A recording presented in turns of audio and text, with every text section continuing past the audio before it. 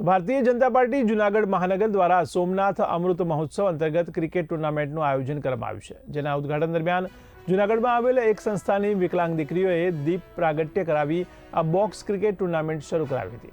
જેમાં શહેર ભાજપ પ્રમુખ ગૌરવ રૂપારેલિયા, ધારાસભ્ય સંજય કોટડિયા અને પ્રદેશ ભાજપ આગેવાન પ્રદીપ ખીમાણી ઉપસ્થિત રહ્યા હતા। જે ટુર્નામેન્ટમાં 18 અલગ અલગ ટીમો 4 દિવસ રમશે અને જીતનાર ટીમને પ્રોત્સાહિત કરવામાં આવશે, જેનું સમાપન 24મી મેના રોજ કરવામાં આવશે। આજથી 4 દિવસ માટે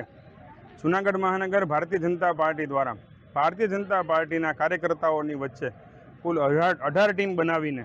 અલગ અલગ 2 ટીમ સંગઠનની છે, 2 ટીમ કોર્પોરેશનના સૌ કોર્પોરેટરશ્રીઓની છે, બાકીની ટીમ વોર્ડના સંગઠનના કાર્યકર્તાઓ, યુવાનો અને